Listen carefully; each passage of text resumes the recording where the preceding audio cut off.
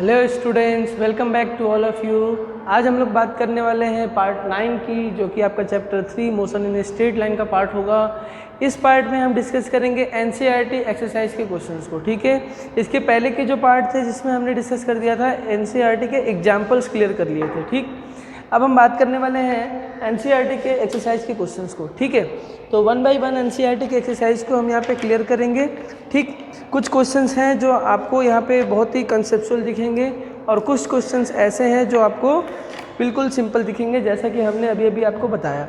तो 1 bye 1 questions को discuss करते चलेंगे। जो भी क्वेश्चंस आपको लगेगा कि आप सॉल्व कर सकते हो या क्वेश्चंस ऐसे होंगे जो थोड़े बहुत लगेंगे कि हाँ ये सिंपल है, वो मैं आपके ऊपर छोड़ दूंगा। ठीक है, बट हाँ एक्सप्लेनेशन में सबका दूंगा। ठीक, तो 1 बाय 1 स्टार्ट करें। The first question that is 3.1।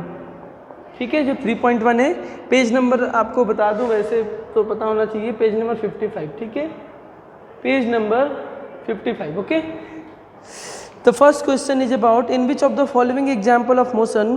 ठीक है, in which of the following example of the motion can the body be considered approximately a point object. पहली चीज़ तो ये समझो, हमने पॉइंट ऑब्जेक्ट आपको बताया था क्या होता है। ठीक है, पॉइंट ऑब्जेक्ट हमने बताया था कि whenever an object travels a distance, ठीक है, which is less than it's dimension. मतलब कोई अगर ऑब्जेक्ट मूव करता है और उसकी जस्ट अ मिनट, हाँ ठीक है, तो जब भी कोई ऑब्जेक्ट अगर मूव करता है तो उसकी डायमेंशन की मैं बात करता हूँ। जैसे मान लो ये ऑब्जेक्ट है, ठीक है, ये आपने कहा ऑब्जेक्ट है और इसकी डायमेंशन कुछ होगी, और अगर इसकी डायमेंशन इसके थ्रू जो डिस्टेंस ट्रेवल्ड होगा उसके कंपैरिजन में बहुत ही छोटा है, तो हम इसको क्या लिख लेंगे, ये एक पॉइंट ऑब्जेक्ट की तरह काम करेगा। यानी मान लो मैंने डिस्टेंस ट्रेवल्ड कह दिया क्या है, कैपिटल डी, इनके बीच का जो डिस्टेंस, ये ऑब्जेक्ट की जो साइज है हमने मान लिया स्मॉल डी। यहाँ पे पॉइंट ऑब्जेक्ट की कंडीशन ये है कि ये बहुत ही छोटा होना चाहिए, बहुत छोटा होना चाहिए, और एक लगा लो चाहो तो। ठीक है, तो ये कंडीशन है किसकी, पॉइंट ऑब्जेक्ट की। ये ऑब्जेक्ट कैसा है, पॉइंट ऑब्जेक्ट हो जाएगा। चलो, तो क्वेश्चन में ये कहा गया है, पहला point, a railway carriage moving without jerks between the two station. Railway carriage है, मान लो रेलवे कैरेज मतलब रेलवे का एक डब्बा है, ठीक है, वो मूव कर रहा है बिटवीन टू स्टेशन, तो वो क्या एक पॉइंट ऑब्जेक्ट कंसीडर होगा। सोचो, अरे ट्रेन का कुछ लेंथ होगा, है ना, ट्रेन की कुछ लेंथ होगी ना, लेकिन रेलवे कैरेज का है, पूरा ट्रेन नहीं का है। तो मान लो मैं कहता हूँ एक डब्बे की बात कर रहा हूँ रेलवे के, ठीक है, तो कहीं ना कहीं उसका जो भी लेंथ होगा बहुत छोटा सा होगा, इस तरीके से हम कह सकते हैं। और distance between the two station, मान लो इस पॉइंट से इस पॉइंट तक की जो डिस्टेंस थी, ये जो दो स्टेशन के बीच का जो डिस्टेंस होता है वो तो काफ़ी ज़्यादा होता है ना, comparable to the length of the carriage.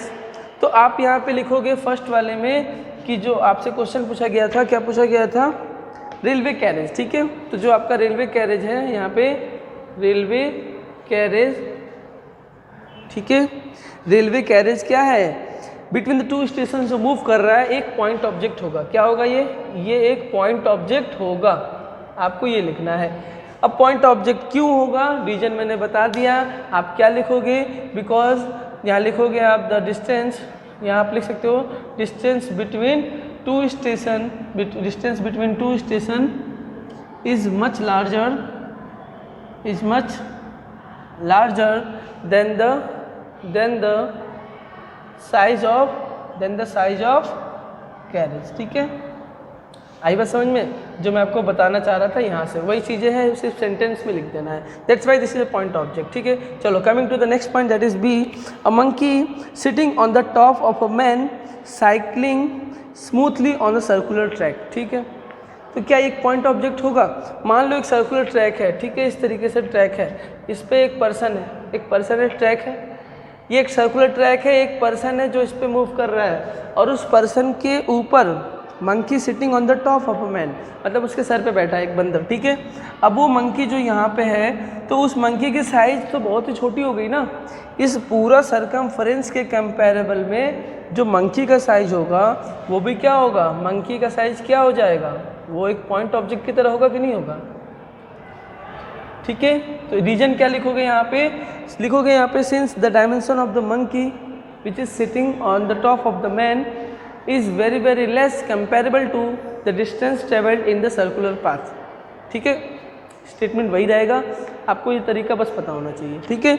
Once again you can say this is a point object. Next question number 3, इसी में सी दे रखा है, मतलब फर्स्ट के पार्ट में spinning cricket ball. Spinning cricket ball मतलब वो जो आपका मूव करता है ना, स्पिन आप करते हो, तो उस स्पिनिंग क्रिकेट बॉल की बात कर रहा है। Has turn sharply on hitting the ground. जब आप बॉल जो थ्रो करते हो, स्पिन करते हो, तो स्पिन करने के लिए बॉल आपने थ्रो किया तो वो क्या करता है, इस ग्राउंड को हिट करता है ना, ये ग्राउंड है, ये ग्राउंड है, इसको क्या करता है, ये हिट करता है। तो पूछा गया है कि स्पिनिंग क्रिकेट बॉल है, ये क्रिकेट बॉल है, स्पिनिंग क्रिकेट बॉल है, ठीक है। That turn sharply on hitting the ground. तो एक बात बताओ, जब वो ग्राउंड पे हिट कर रहा था उस केस में जो बॉल का मतलब डायमेंशन है, बॉल का जो डायमेंशन है, मैंने कहा कि बॉल का डायमेंशन क्या है, ये बॉल है, बॉल के कुछ डायमेंशन होगी, लेट से डी, लेकिन जितना टर्न करेगा, जो उसका टर्निंग वाला पॉइंट होगा, टर्निंग जो उसका टर्निंग होगा, टर्निंग वाला डिस्टेंस जो होता है, जितना टर्न करता है, मतलब ऐसे बॉल आप थ्रो करते हो ना इस तरीके से, तो ऐसे टर्न कर जाता है, या इस तरीके से थ्रो करते हो तो ऐसे चला जाता है। देखते नहीं हो, ये बताओ, मेरी बात समझ नहीं पा रहे हो। बॉल जब आप फेंकते हो तो टर्न करता है ना, तो उसका जो टर्निंग पॉइंट है, ये टर्निंग क्या होगा, बहुत ही ये टर्निंग क्या होगा, इस डिस्टेंस के कंपेरेबल में, बॉल के साइज़ के कंपेरेबल में बहुत कम रहता है। हालांकि साइज़ के कंपेरेबल में ज़्यादा होना चाहिए, तभी तो पॉइंट ऑब्जेक्ट होगा, लेकिन इसका मतलब यहाँ पे ये क्या है, बॉल क्या है, स्पिनिंग बॉल क्या है, पॉइंट ऑब्जेक्ट नहीं है, ठीक है, not a point object, not a point object. Spinning ball, जो आपका स्पिनिंग बॉल है यहाँ पे, is not a point object, ठीक है, ये पॉइंट ऑब्जेक्ट नहीं है। और रीजन क्या लिखोगे, पॉइंट ऑब्जेक्ट क्यों नहीं है यहाँ पे, तो आप कह सकते हो क्योंकि जो बॉल की साइज होती है काफ़ी लार्ज होती है comparison to the turning of the ball, ठीक है। तो जो आपका टर्निंग है ना, इससे बॉल की साइज़ बड़ी होती है, ठीक है। जो साइज ऑफ द ऑब्जेक्ट कह सकते हो यहाँ पे, जैसा मैंने डी लिखा हुआ यहाँ पे, तो ये डी जो है ये बड़ा हो जाता है, टर्निंग से ही बड़ा हो जाएगा। अब बताओ, जो डिस्टेंस हो रहा है वही उसी से बड़ा है साइज ऑब्जेक्ट का, तो ये पॉइंट ऑब्जेक्ट कैसे हो सकता है। हमने बताया था पॉइंट ऑब्जेक्ट कब होगा, जब उसका डायमेंशन, उसके थ्रू जो डिस्टेंस ट्रेवल होगा उससे क्या होना चाहिए, बहुत ही छोटा होना चाहिए। लेकिन यहाँ तो उल्टा हो रहा है, जो डिस्टेंस है, ये डायमेंशन है जो ऑब्जेक्ट का, डी जो बॉल का डायमेंशन है वही बड़ा है टर्निंग से, तो टर्निंग वाला जो डिस्टेंस है छोटा हो जाता है, इस वजह से ये पॉइंट ऑब्जेक्ट नहीं है, नॉट अ पॉइंट ऑब्जेक्ट। चलो डी वाला देख लेते हैं। A tumbling beaker that has slipped off the edge of a table, ये होगा कि नहीं होगा आपको बताना है। जैसे मान लो एक टम्बलिंग की बात कर रहा है, टम्बलिंग बीकर है, कोई बीकर समझते हो ना, बीकर मतलब एक केमिस्ट्री में यूज होते हैं, कटोरी टाइप के, कटोरा, कटोरी, बीकर जो भी कह लो, ठीक है। That has slipped off the edge of the table, तो टेबल के एज से बात कर रहा है यहाँ पे, ठीक है, टेबल के एज से बात कर रहा है। तो अब एक बात बताओ, यहाँ पे जो डिस्टेंस ट्रेवल होगा उस बीकर का, तो क्या वो पॉइंट ऑब्जेक्ट होगा कि नहीं होगा, सोचो। क्योंकि अगर हम बात करें यहाँ पे, तो जनरली देखो, जनरली अगर आप बात करोगे तो ये मान लो आपका बीकर है, ठीक है, तो बीकर की कुछ साइज होगी ना, यहाँ पे आपने लिख दिया size of beaker, size of beaker. ये एक्चुअल में बहुत छोटा तो होता नहीं, क्योंकि मान लो ये टेबल है आपका, ये ड्रॉप कर रहे हो, यहाँ से बीकर ड्रॉप कर रहे हो, तो इस केस में इस बीकर के लिए आप ये कह सकते हो कि जो बीकर का हाइट होगा, जो आप ट्रेवल करके वो नीचे जाएगा मतलब, ठीक है, तो वो बहुत ज़्यादा हाइट नहीं होगा कि आप उसको बीकर को पॉइंट ऑब्जेक्ट कंसीडर कर सको, ऐसा नहीं है। Height of the beaker, height of the table is not much larger than the size of the beaker, इसीलिए ये भी पॉइंट ऑब्जेक्ट नहीं होगा, यानी कि ये भी नॉट अ पॉइंट ऑब्जेक्ट, ठीक है, not a point object. Reason फिर से वही लिखोगे, रीजन क्या लिखोगे, फिर से रीजन लिखोगे यहाँ पे, because the height of the table is not much larger than the size of the beaker, ठीक है। तो यस, ये आपको लिख देना है यहाँ पे, height of the table is not much larger, ठीक है, comparable to the size of beaker. Okay, second question की तरफ आते हैं। ये आपका सेकंड क्वेश्चन नंबर 3.2 आपका एनसीईआरटी एक्सरसाइज का सेकंड क्वेश्चन। ठीक है, मैंने क्वेश्चन को पहले इसलिए लिख दिया, यहाँ पे ग्राफ वगैरह बना दिया ताकि आपका टाइम वेस्ट ना हो। ठीक है, सो स्टार्ट करते हैं फटाफट क्वेश्चन से। द पोजिशन टाइम ग्राफ, ये आपका पता है ना एनसीईआरटी की बुक है ये, और कुछ नहीं है। ठीक है, so the position time graph for 2 children A and B. देखो आपको ये एक्स और टी में ग्राफ दे रखा है इस तरीके से, this is given in your book, ये क्वेश्चन में ही गिवन है। क्वेश्चन ये सारी चीज़ें पॉइंट्स लिखे गए हैं, इनको बताना है। पहले क्वेश्चन समझ लेते हैं। Running from their school O to their homes P and Q, यानी कि देखो ए और बी की अगर बात करें तो ये अपने होम पे है अभी प्रेजेंट में, यानी यहाँ पे इनका क्या है, ये इनका होम है।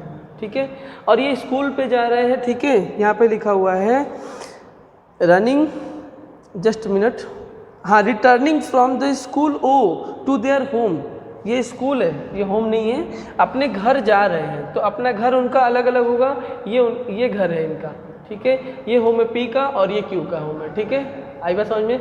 तो ये ए का घर है और ये बी का घर है। ठीक, अब देखो जरा यहाँ पे समझो, ये आपका क्या है, स्कूल है, ये क्या है यहाँ पे, स्कूल है, ओरिजिन ओ पे।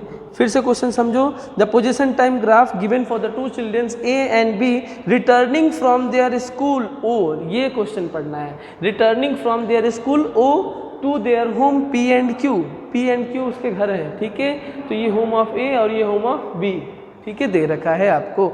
Next, respectively as given in this figure, choose the correct entries in the given bracket as below. ठीक है, कुछ करेक्ट एंट्रीज आपको दे रखे हैं। इस क्वेश्चन को देखो जरा ध्यान से, ये आपको गिवन है। ठीक है, इसमें से करेक्ट बताना है कौन सा होगा, मतलब आपको इसमें बताना है, इस ग्राफ को ऑब्जर्व करना है। Observe this graph and tell me the answers 1 by 1। ठीक है, देखो जब आपको क्वेश्चन समझ में आ जाएगा तो आप खुद ही करने लगोगे। यहाँ पे देखो A oblique B, A oblique B lines closer to the school than B oblique A, मतलब इसमें से कौन सा लाइन क्लोजर होगा स्कूल के, A या B। देन यहाँ पे कंपेयर भी करना है, A और B के बीच में कंपैरिजन है बस, और कुछ नहीं। फिर आपको बताना है कि A and B start from the schools earlier than B and A, कौन पहले स्टार्ट कर रहा है, किससे पहले कौन स्टार्ट कर रहा है। ठीक है, स्कूल से, कहाँ से स्टार्ट करना है, स्कूल से, टू देयर होम, रिटर्न कर रहे हैं ना, returning to their home. A and B works faster than B and A, कौन फास्टर वर्क कर रहा है, कौन जल्दी पहुंच रहा है। ठीक है, या A and B reach the home at the same time या डिफरेंट टाइम, ये भी बताना है कि एक टाइम पे पहुंच रहे हैं कि अलग अलग टाइम पे।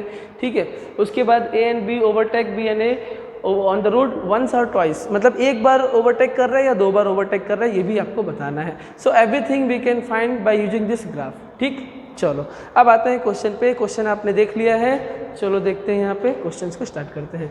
तो सबसे पहले जो पॉइंट आपको दिख रहा है यहाँ पे, क्या पूछा गया है, क्वेश्चन ये पूछा गया है यहाँ पे सबसे पहले कि A B lines closer to the lines, कौन किसकी लाइन क्लोजर है, टू द बी ए। तो देखो जरा, ये ओ है, ओ मतलब स्कूल है हमारा। ठीक है, सबसे पहले तो ये समझो, ये पॉइंट ऑफ मीटिंग है जहाँ पे वो मतलब वो ओवरटेक करेगा बी इसको। ठीक है, बी ए को ओवरटेक कर रहा है ना ये। ठीक है, ये सिचुएशन हम रिलेटिव वेलोसिटी में डिस्कस कर चुके हैं। ठीक है, तो ये कुछ ओवरटेक करके कुछ इस तरीके से जा रहा है। ठीक है, आगे की तरफ इस तरीके से। ठीक, अब जरा देखो इनकी ये पोजीशन जरा देखो, ये इसका घर है। ठीक है, किसका घर है, ये पी वाले का, और क्यू वाले का घर थोड़ा सा और ऊपर बनेगा। ठीक है, इसके अकॉर्डिंग बनेगा यहाँ पे। ठीक है, इस एक्सिस पे। ये किसका घर है, तो ये क्यू का घर है। ठीक है, ये पी का होम है, तो ये किसका होम है, पी मतलब ए का होम है, तो क्यू किसका होम है, ये होम ऑफ बी। अरे बी का घर है, ये स्कूल से होम पे जा रहे हैं इस तरीके से। ठीक है, तो ऑलमोस्ट कुछ इस तरीके से ग्राफ आपको दे रखा है। ठीक है, आई होप आपको ये समझ में आएगा। ये टाइम 1 by 1 क्वेश्चन को समझते हैं। पहला क्वेश्चन पूछा है कि कौन सा लाइन क्लोजर है स्कूल के पास। स्कूल के पास कौन सा है जरा देखना। अगर आप बात करो ए का, तो ए का होम से डिस्टेंस कितना है, this is the distance, this is the distance. क्या आपने लिखा, O P, O P is the distance. और दूसरा अगर डिस्टेंस देखोगे यहाँ से ये क्यू वाला, तो बेटा ये क्या है, this is the distance, O Q. तो पहले का आंसर सोल्यूशन में 1 by 1 यहाँ से कर रहा हूँ, आप सोल्यूशन देखना।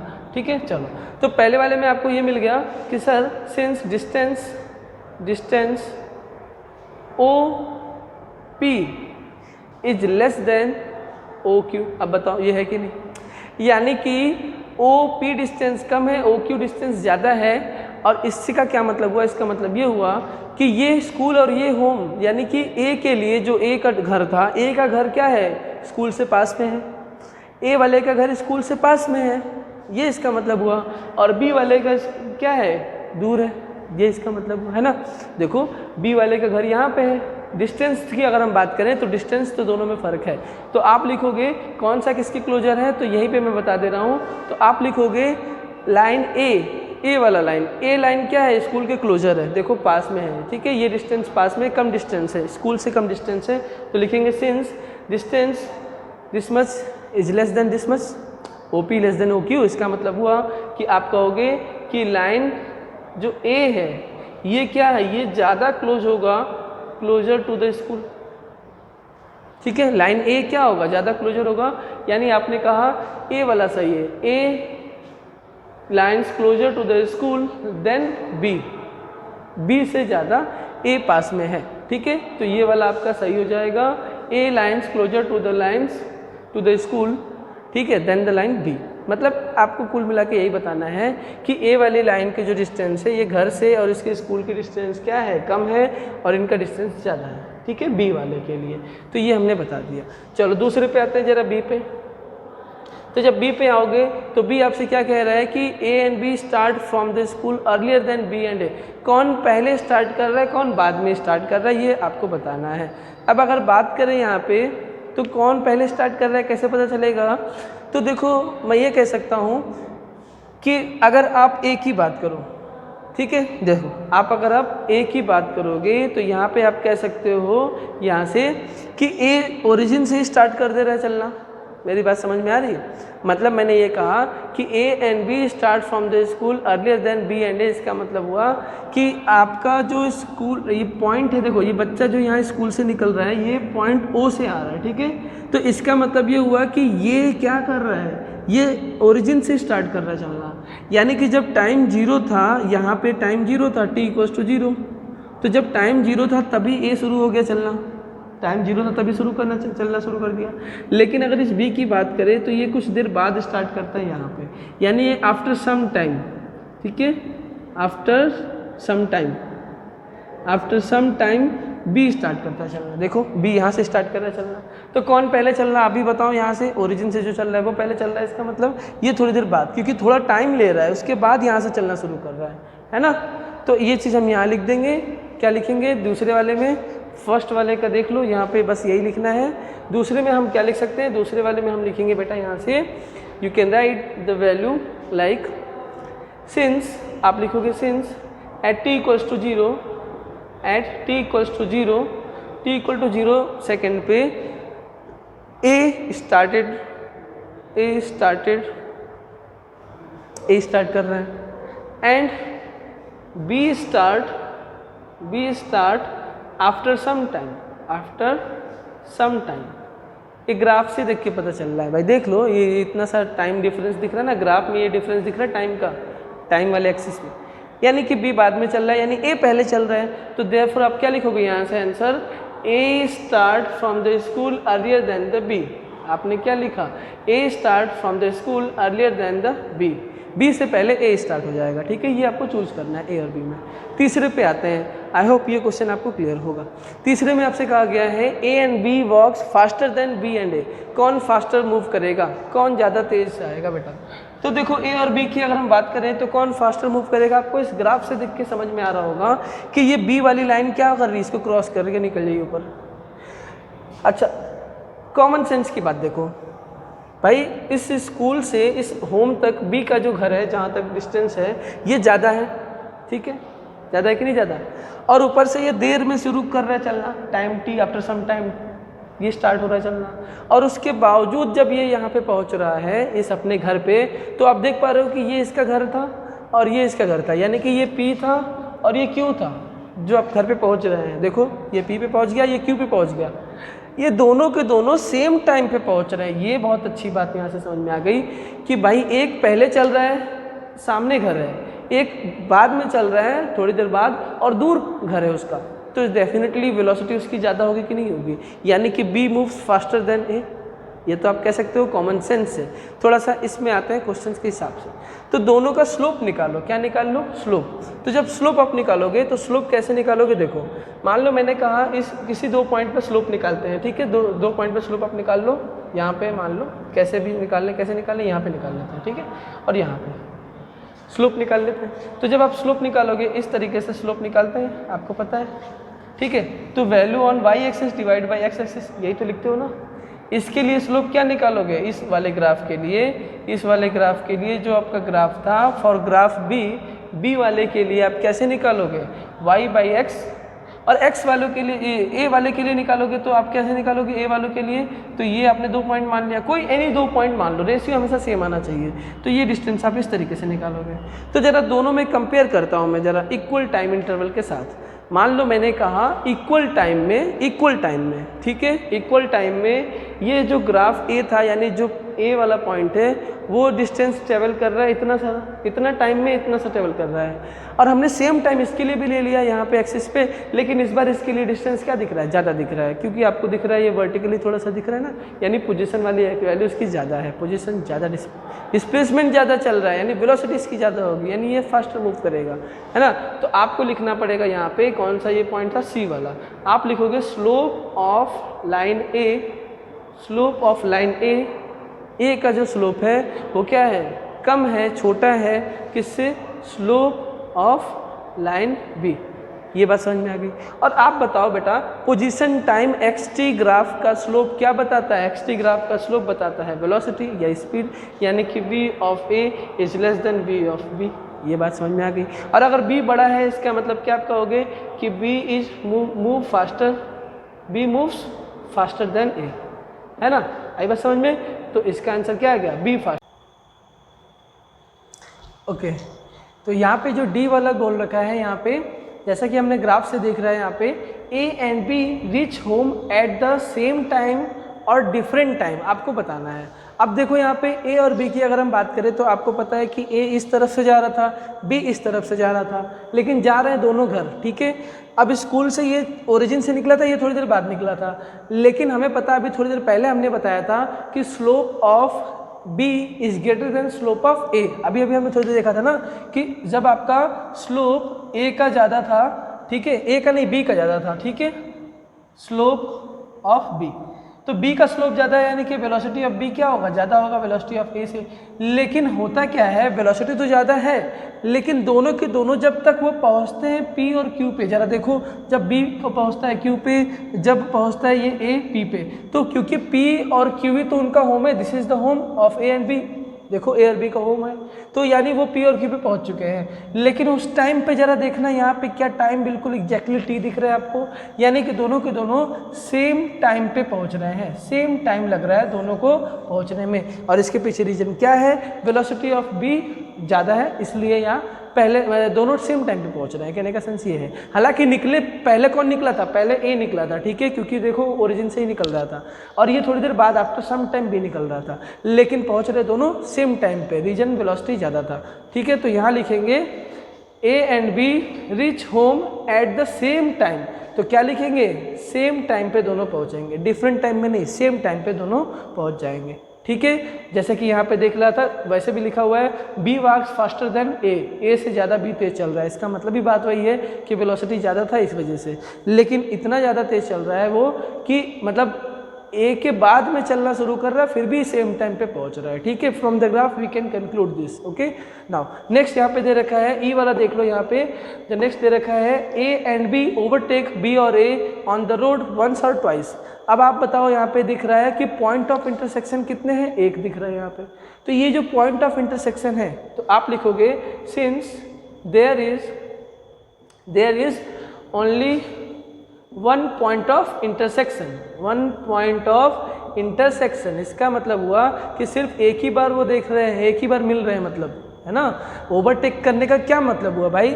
वो एक दूसरे को एक पॉइंट पे, पर्टिकुलर पॉइंट पे जाकर मिलेंगे, यानी कि जिस पॉइंट पे वो मिल रहे हैं, पॉइंट ऑफ इंटरसेक्शन जो उनका हो रहा है, यहीं पे वो क्या कर रहे हैं? एक दूसरे को क्रॉस कर रहे हैं। इसका मतलब ये हुआ, ओके, इसका मतलब ये हुआ कि यहाँ पे कौन किसको ओवरटेक करेगा? यहाँ पे अभी मैंने देखा है एक्चुअली वॉइस क्लियर नहीं आ रहा था, इसलिए मुझे दोबारा बोलना पड़ा, बिकॉज ऑलरेडी वीडियो में बना चुका था, वॉइस क्लियर नहीं आ रही, इसलिए मैंने दोबारा इसको लिख के यहाँ पे एक्सप्लेन किया। ठीक है, once again I am telling you, यहाँ पे देख लो, since there is one point of intersection, तो डेफिनेटली सिर्फ एक बार ही ओवरटेक करेंगे, क्योंकि बी की वेलोसिटी ज़्यादा है ए से, इसलिए बी ए को ओवरटेक करेगा। तो ये पॉइंट आपको मिल गया, B overtake A on the road once, यहाँ पे ध्यान दो, वंस सिर्फ एक बार। ठीक है, तो कौन किसको ओवरटेक कर रहा है? बी ओवरटेक कर रहा है ए को, क्योंकि बी की वेलोसिटी ज़्यादा है। तो पहली चीज़ तो ये लिखोगे, since there is one point of intersection and velocity of B is greater than velocity of A. ठीक है, ओके, नेक्स्ट एग्जाम्पल की तरफ, नेक्स्ट एक्सरसाइज के क्वेश्चन की तरफ हम बढ़ते हैं यहाँ पे। ठीक है, ऑलरेडी हमने दो क्वेश्चन डिस्कस कर लिया है एक्सरसाइज के, दैट इज 3.1 एंड 3.2। 3.3 क्वेश्चन देखेंगे ध्यान से बेटा, इसमें क्वेश्चंस आपके बहुत ही अच्छे हैं, बहुत ही लॉजिकल क्वेश्चन कह सकते हो ये क्वेश्चन। ठीक है, देखो 3.3 आपको क्वेश्चन दे रखा है 3.3। ठीक, जस्ट अ मिनट,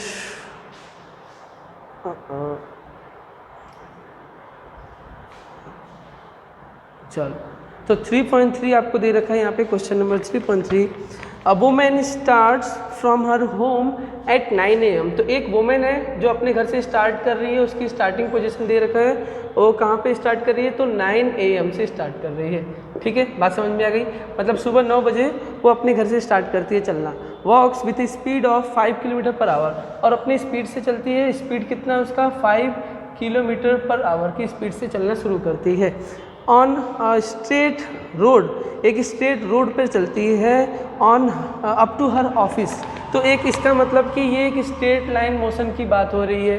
वो यहाँ से स्टार्ट कर रही है, 9 बजे चल रही है, और अपने ऑफिस पे यहाँ से स्टार्ट करेगी, ये उसका घर है इसका मतलब, और यहाँ पे उसका ऑफिस है। ठीक है, ऑफिस है, तो ऑफिस पे पहुँच रही है, और यहाँ पे दे रखा है स्ट्रेट रोड पे जब वो चल रही थी, to her office 2.5 kilometre away. 2.5 kilometre away का मतलब कि टोटल डिस्टेंस आपको मिल गया 2.5 किलोमीटर, जो कि आपका यहाँ से यहाँ तक क्या है? टोटल डिस्टेंस है। ठीक है, क्वेश्चंस को बहुत ही अच्छे से समझेंगे, फटाफट फिगर के थ्रू समझ में आ जाएगा आपको। देखो, stage at the office up to 5 PM।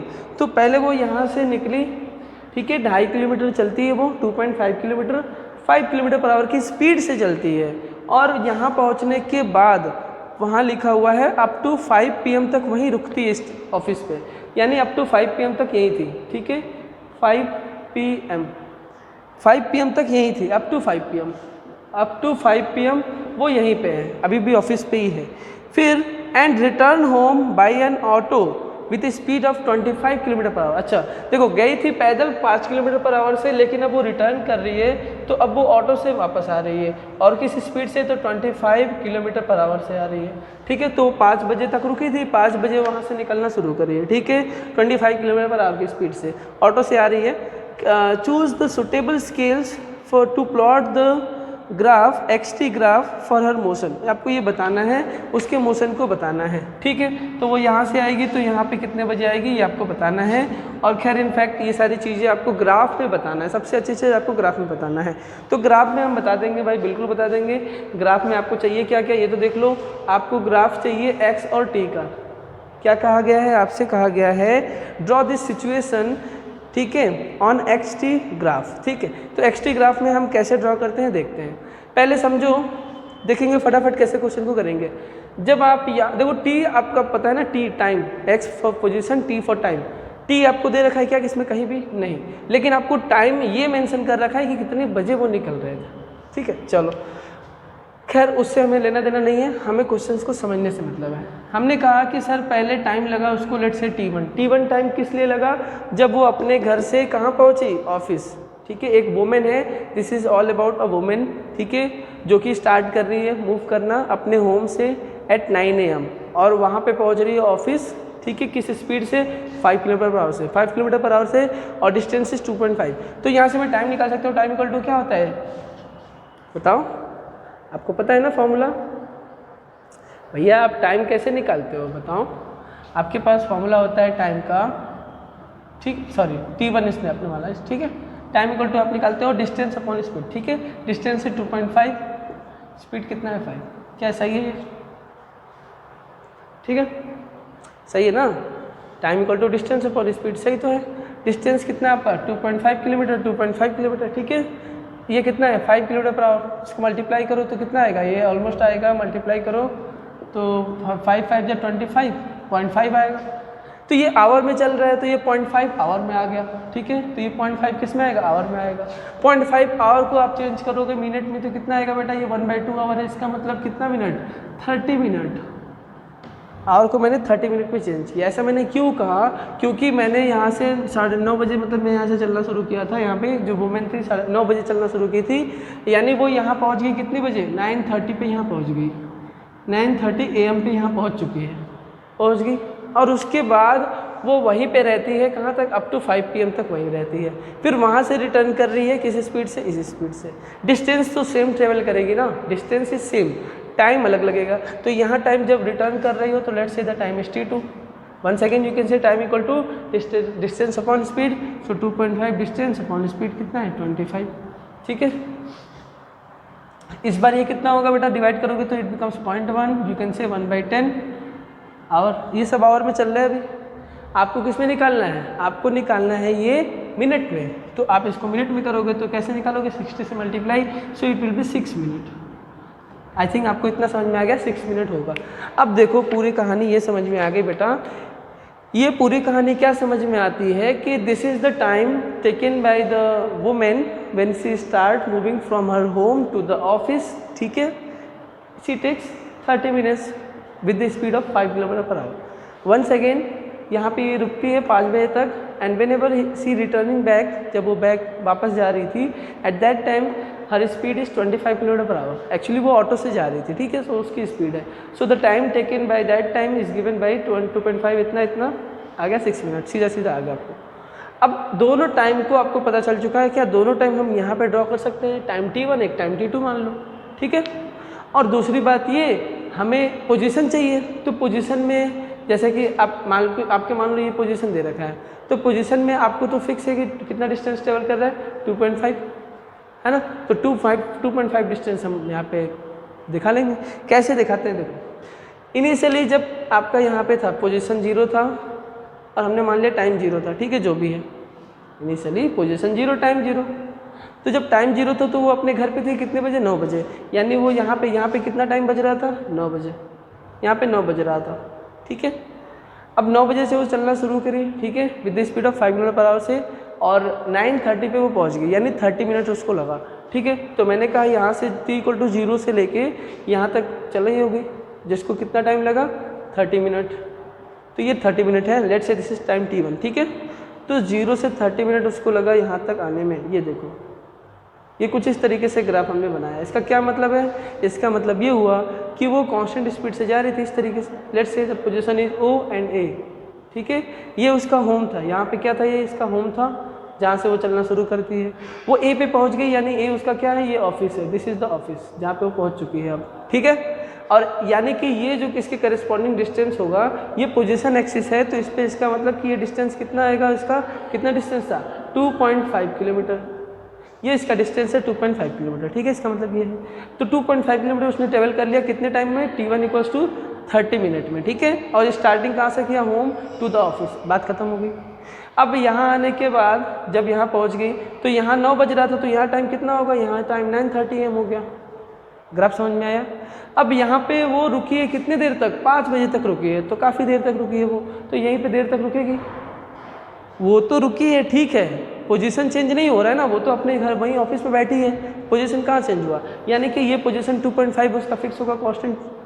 लेकिन कहाँ तक, टाइम तो चेंज हो रहा है ना, 5 बज गए, तो 5 कहाँ बज गया, लेट्स से यहाँ पे आते आते उसको 5 बज गया, 5 PM बज गया, लेट्स से यहाँ पे आके आपको 5 बज गया, ठीक है। यहाँ आते आते क्या बज गया, 5 बज गया। लेकिन क्या 5 बज गया तो उसके बाद फिर वो चलना शुरू करेगी, हाँ बिल्कुल, लेकिन इस बार 25 किलोमीटर पर आवर की स्पीड से। तो अब वापस आ रही है, returning back to her home. तो वापस आएगी तो डेफिनेटली अब दूर तो जा नहीं रही, ऊपर तो जा नहीं रही, वापस आ रही है ना अपने घर की तरफ, तो इस बार उसकी स्पीड क्या हो जाएगी, ये, ठीक है, आ रही ना। इधर देखो 5 किलोमीटर पर आवर की स्पीड से जा रही है, और यहाँ 25 किलोमीटर पर आवर की स्पीड से आ रही है, ठीक है, वापस। एंड वंस अगेन जब वो यहाँ पहुँचेगी तो कितना टाइम लगेगा उसको, 5 बजे चलना शुरू किया, 6 मिनट लग गए, तो उसको कितने बजे पहुँच गई वो, 5:06 पे यहाँ पहुँच गई, ठीक है। So the time taken here, यहाँ पे टाइम हम ले सकते हैं कितना, यहाँ पे टाइम कितना लगा, आपने मान लिया लेट से द टाइम T2 लगा था ना, तो T2 कितना लगा था 6 मिनट। तो यहाँ से यहाँ तक का जो टाइम था वो था 6 मिनट, ठीक है। ये यहाँ से यहाँ तक का जो टाइम था वो था 30 मिनट, यहाँ से यहाँ तक का टाइम कितना लगा था इसको 6 मिनट, ठीक है। तो इस पॉइंट पे एग्जैक्टली जब वो पहुँचेगी वो कितना बजेगा 5:06, ठीक है। PM है तो PM लिख दो PM, ठीक है। और यहाँ पे O से A से फिर B और B से C, ये इसका मतलब हुआ। यानी कि यहाँ पे उसका स्पीड कैसा है, यहाँ पे वो उसका पोजीशन चेंज नहीं हो रहा है, यहाँ पे पोजीशन चेंज हो रहा है क्या, नहीं, वो अपनी जगह बैठे, यानी यहाँ पे कांस्टेंट है, यानी वहाँ पे उसकी पोजीशन क्या है, कांस्टेंट पोजीशन है। और यहाँ पे यूनिफॉर्मली चेंज हो रहा है, यहाँ पे यूनिफॉर्मली चेंज हो रहा है। इसमें कोई दिक्कत है क्या, बिल्कुल ध्यान से देख लो। This is the graph for the given situation, ठीक है। ये था आपका क्वेश्चन नंबर 3.3। आई थिंक यही क्वेश्चन में लिखा था, ड्रॉ दिस सिचुएशन, यहाँ पे लिखा है on XT graph for motion, यही होगा, ठीक है। इसके मोशन के लिए जो XT ग्राफ बनेगा वो यही बनेगा। आप देख लो एक बार जल्दी से, समझ में आपको आ जाएगा, ठीक है। चलो नेक्स्ट क्वेश्चन की तरफ बढ़ते हैं। ओके, नेक्स्ट क्वेश्चन की तरफ आते हैं। NCERT क्वेश्चंस जो कि आपका 3.5 होगा इस बार, ठीक है। 3.3 तक हो चुका था, सॉरी 3.4 होगा, right, 3.4, right. Coming to the question number 3.4, NCERT exercise का क्वेश्चन है 3.4। एक यहाँ पे नेक्स्ट क्वेश्चन में देखेंगे, लिखा है कि a drunkard walking in a narrow lane. Drunkard मतलब कोई एक शराबी है, ठीक है, मतलब जो शराब पी के चलते हैं ना वो। तो उसमें कह रहे हैं कि कोई भी शराबी है वो मूव कर रहा है in a narrow lane, takes 5 steps forward and 3 steps backward. समझो, जब वो मूव कर रहा था शराबी तो 5 स्टेप वो फॉरवर्ड लेता है और 3 स्टेप बैकवर्ड लेता है। फॉलोड अगेंस्ट, यहाँ पे फिर से लिखा हुआ है followed again by 5 step and again 3 step backward and so on. मतलब हर बार वो 5 स्टेप आगे 3 स्टेप बैकवर्ड, 5 स्टेप आगे 3 स्टेप बैकवर्ड, इसी तरीके से चल रहा है उसका मोशन, ठीक है। And so on continuously. Each step is 1 metre long, हर एक स्टेप 1 मीटर का है, ठीक है। तो और रिक्वायर 1 सेकेंड, 1 सेकेंड लग रहा है, यानी एक स्टेप में 1 सेकेंड लग रहा है और एक स्टेप 1 मीटर का है, ये बात भी क्लियर हो गई। So plot XT graph for his motion, determine graphically otherwise how long the drunkard takes to fall in a pit 13 metres away from the starting. तो स्टार्टिंग से 13 मीटर के डिस्टेंस पे एक पिट है, उस पर फॉल करना है, तो उसको कितना टाइम लगेगा, how long it will take to, ये भी कह सकते हो how long it will take to travel 13 metre distance, ठीक है। इस तरीके से चल रहा है। तो क्वेश्चन क्या है फटाफट समझ लेंगे।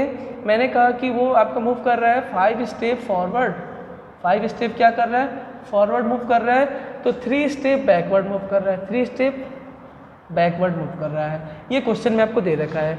एक स्टेप इक्वल्स टू आपसे कहा गया है 1 मीटर, और ये भी कहा गया है time, and time equals to 1 second. एक स्टेप 1 मीटर का है और एक स्टेप में टाइम कितना लग रहा है, तो 1 सेकेंड लग रहा है। ये आपको दे रखा है, ठीक है।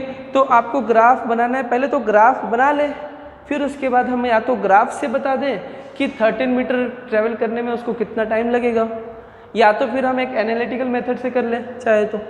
देखो अगर आप यहाँ से समझोगे, देखो 5 स्टेप फॉरवर्ड 3 स्टेप बैकवर्ड, तो रिजल्टेंट कितना चला, ज़रा यहाँ से बताओ। तो आप कहोगे कि सर यहाँ से ये पता चल गया कि रिजल्टेंट जो उसका डिस्टेंस है, जो डिस्टेंस ट्रेवल कर रहा है, रिजल्टेंट डिस्टेंस ट्रेवल कर रहा है, कितना ट्रेवल कर रहा है, यहाँ से पता चल जाएगा 5 - 3 = 2 मीटर, ठीक है। 2 मीटर उस रिजल्टेंट डिस्टेंस ट्रेवल कर रहा है, लेकिन उसको टाइम कितना लग रहा है ज़रा ये बता दो। एंड रिजल्टेंट टाइम टेकन कितना उसको लग रहा है, बताओ। इस 2 मीटर को चलने में उसको कितना टाइम लगा, 2 मीटर चलने में उसको कितना टाइम लगा, देखो 2 मीटर चलने में उसको लग गया कितना टाइम, एक मीटर में 1 सेकेंड लगा, ठीक है। एक स्टेप में 1 मीटर और उसमें 1 सेकेंड लग गया। तो बेटा ये गलती कर देते हैं बच्चे, सीधा सीधा देखते हैं सर 2 मीटर तो 2 सेकेंड लगेगा, नहीं ऐसा नहीं है भाई।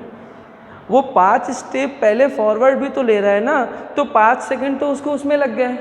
2 स्टेप बैकवर्ड ले रहा है, 2 नहीं 3 ले रहा है, तो 3 स्टेप 3 सेकेंड उसको उसमें लग गया। तो टोटल टाइम जो लग गया उसको दैट इज़ 5 + 3 8 सेकेंड लग गया उसको। आई बात समझ में? तो उसको 2 मीटर चलने में 8 सेकेंड लग गए, तो 13 मीटर चलने में कितना लगेगा? ग्राफ तो अभी हम बनाएंगे ही, पहले ये निकाल लें कि 13 मीटर चलने में उसको कितना टाइम लगेगा। आपको बताना है 13 मीटर चलने में उसको कितना टाइम लगेगा। देखो सबसे पहले तो ये समझो 2 मीटर चला तो 8 सेकेंड लग गया, ठीक है। तो ऐसे 2-2 करके चलेगा, 2-2 करके हम कह सकते हैं ना 2 मीटर 2 मीटर 2 मीटर 2 मीटर करके। तो कितनी बार चल सकता है इस 13 मीटर में 2 मीटर करके? देखो भाई मैं कह सकता हूँ 2 मीटर 2 मीटर 2 मीटर करके चल सकता है ना ऐसे बार बार। तो आपको क्या करना है, ये याद रखना होगा कि जब वो फॉल कर रहा है, फॉल ऑन अ पिट, जो लास्ट वाला स्टेप होगा उसमें 5 स्टेप फॉरवर्ड वाला होगा, ये याद रखना आपको। यानी कि मैं ये कह सकता हूँ इस 13 मीटर में, जो 13 मीटर इसको डिस्टेंस चलना है, इसमें से अगर मैं 5 स्टेप फॉरवर्ड वाला माइनस कर दूँ तो मुझे क्या मिल जाएगा? ये 5 स्टेप जो लास्ट वाला है, ये लास्ट वाला फॉरवर्ड स्टेप है। ये कौन सा स्टेप है? ये लास्ट स्टेप है जो चलेगा, लास्ट स्टेप, क्योंकि वहीं तक अब उसको पहुँचना ही है। लास्ट स्टेप इसलिए है क्योंकि उसको वहीं तक पहुँचना है, उसके बाद अगर वो चलेगा तो वापस बैक नहीं आ जाएगा। बताओ 13 तक, मान लो यहाँ तक 13 पहुँच गया, ठीक है। इसका मतलब इसके पहले कितना चला होगा? 8 मीटर चला होगा। ये बात समझ में आई? 8 मीटर चला होगा, उसके बाद लास्ट में अगला स्टेप जो चलेगा फॉरवर्ड वाला 5 मीटर, तो 8 + 5 13 मीटर अपने आप हो जाएगा। इसका मतलब ये हुआ, यानी कि उस 8 मीटर तक वो इस हिसाब से चल रहा होगा। यानी ये जो 8 मीटर निकल के आया है ये इस हिसाब से चल रहा है, 2-2 मीटर करके चल रहा है, 5 फॉरवर्ड 3 बैकवर्ड, 5 फॉरवर्ड 3 बैकवर्ड। लेकिन जो लास्ट वाला स्टेप होगा उस वाले स्टेप में वो 5 मीटर आगे चलेगा तो तुरंत 13 पे पहुंच जाएगा, तो उसको बैक आने की ज़रूरत नहीं होगी। आई बात समझ में? तो पहले इस 8 मीटर में कितना टाइम लगेगा यहीं से देख लो। 8 सेकेंड लग रहे थे 2 मीटर में, बेटा देखो 2 मीटर में लग रहा है कितना? 8 सेकेंड। ओके, तो हम देख रहे थे यहाँ पे 2 मीटर में कितना टाइम लग रहा है उसको? 2 मीटर चलने में 8 सेकंड लग रहा था। वो कैसे पता चला हमें? यहाँ पे देखो हमने आपको बताया था इसको 8 सेकंड लग रहा था 2 मीटर चलने में, ठीक। हमें निकालना क्या है? हमें निकालना है कि पहले उसको 8 मीटर चलने में कितना डिस्टेंस, कितना टाइम लगा होगा, ये हम निकाल लेते हैं। तो 2 मीटर में 8 सेकेंड, तो 8 मीटर में कितना सेकेंड बेटा? तो 8 × 8 डिवाइड बाई 2 सेकेंड, ये कितना आएगा? 2 4 4 8 जा 32 सेकेंड, राइट। तो ये पॉइंट क्या निकल के आता है कि आपको 8 मीटर चलने में उस शराबी को, उस ड्रंकर्ड को कितने टाइम लग गए? 32 सेकंड लग गए, ठीक है। क्वेश्चन ये इतना क्लियर हो गया। अब आपसे पूछा क्या गया है 13 मीटर चलने में कितना टाइम लगेगा, है ना। मैंने क्या बताया था कि जो लास्ट स्टेप होगा वो 5 मीटर चलेगा, तो उस लास्ट स्टेप को हमने माइनस कर दिया था, इसलिए इतना आया था। इसका मतलब कि अब इसके बाद वो लास्ट स्टेप चलेगा, क्योंकि 8 मीटर तो ऑलरेडी चल चुका है जिसमें उसको 32 सेकंड लग चुका है। तो अब हम लिखेंगे देयरफॉर 8 मीटर जो उसको टोटल डिस्टेंस चलेगा, यहाँ से लिख देंगे total distance, therefore total distance जो चलेगा वो 8 मीटर + 5 मीटर चलेगा। ये इसका मतलब है ना, तभी तो वो 13 मीटर पे पहुँच गया। यानी जब वो 13 पे पहुंच गया तो वापस उसको बैक आने की ज़रूरत नहीं है। यानी जो लास्ट स्टेप होगा, ये वाला स्टेप, ये कौन सा होगा? ये फॉरवर्ड स्टेप होगा। ये कौन सा स्टेप होगा बेटा? फॉरवर्ड स्टेप होगा, बैकवर्ड नहीं होगा, क्योंकि फॉरवर्ड पे पहुंचने के बाद, 13 पहुंचने के बाद उसको बैक आने की ज़रूरत नहीं है, वापस आने की ज़रूरत नहीं है। अब आते हैं टोटल टाइम कितना लगा उसको, टाइम जो हमें निकालना है, time taken by this total journey जो भी 13 मीटर से वो चल रहा था। पहले देखो 8 मीटर तक कितना टाइम लग गया उसको? 32 सेकंड। तो आपने लिखा सर 32 सेकंड तो लगेगा ही लगेगा, लेकिन लास्ट के जो स्टेप थे, जो उसने फॉरवर्ड स्टेप लिए थे, वो कितना था? 5 मीटर, 5 स्टेप फॉरवर्ड था ना, तो 5 मीटर डिस्टेंस, और 5 मीटर डिस्टेंस तो 5 सेकेंड टाइम, 1 मीटर में 1 सेकेंड, तो 5 मीटर में 5 सेकेंड, तो उसको 5 सेकेंड और लग गए, है ना। 5 सेकेंड लग गए तो कितना आ गया? ये 32 और 5 37 सेकेंड। तो आपको कुल मिला के आंसर मिल चुका है कि 13 मीटर चलने में उसको टोटल कितना टाइम लगता है, that is equals to 37 second लग गया, ठीक है। पहले 8 मीटर में हमने निकाल लिया 32, बाकी फिर लास्ट स्टेप में। ये तो हो गया मैथमेटिकली। थोड़ा ग्राफिकली समझ लिए इसको क्या है, ठीक है। थोड़ा हम इसको ग्राफिकली समझ लेते हैं, ठीक। देखो तो ग्राफिकली अगर आप समझोगे तो ग्राफिकली आपसे कहा गया है वैसे भी इसकी पोजीशन और टाइम वाले ग्राफ पे आपको बताना है। किस पे बताना है? Position time graph. तो देखो आपको चाहिए पोजीशन एंड टाइम ग्राफ। देखो समझना बेटा, आपको चाहिए पोजीशन टाइम ग्राफ। तो पोजीशन टाइम ग्राफ आपको अगर बनाना है, तो कोई भी ग्राफ अगर बनाना हो तो आपको क्या चाहिए, आपको उसको कोऑर्डिनेट चाहिए। तो कोऑर्डिनेट के लिए आपको क्या बनाना पड़ता है, आपको टेबल बनाना पड़ता है। आप टेबल बनाते हो नहीं बनाते हो, इस तरीके से, है ना, इस तरीके से आप टेबल बनाओगे कि नहीं बनाओगे, बताओ। तो पहले हम वेरिएबल में टेबल बना देते हैं, एक्स और ये वाई, एक्स और टी। वेरिएबल क्या क्या है, position and time T. Position है एक्स, टाइम है टी, ये दोनों वेरिएबल हैं। इसमें हमें क्या बनाना है, इसमें हमें ग्राफ बनाना है। तो हमें क्या होना चाहिए, पता होना चाहिए कि इनकी वैल्यू क्या क्या आएगी। चलो वेरिएबल वैल्यू देखते हैं, फटाफट शुरू करते हैं 1 बाई 1। देखो पहला स्टेप, पहले देखो शुरू करेंगे जब आप यहाँ से, ये सोचना पड़ेगा आपको कि वो चल कितना रहा है, कितना कितना स्टेप चल रहा है, वो आपको पता होना चाहिए, ठीक है। तो आपसे कहा गया है कि हर बार वो 5 स्टेप चल रहा है, ठीक है। कितना चल रहा है, 5 स्टेप, ठीक है, बहुत अच्छी बात है भाई।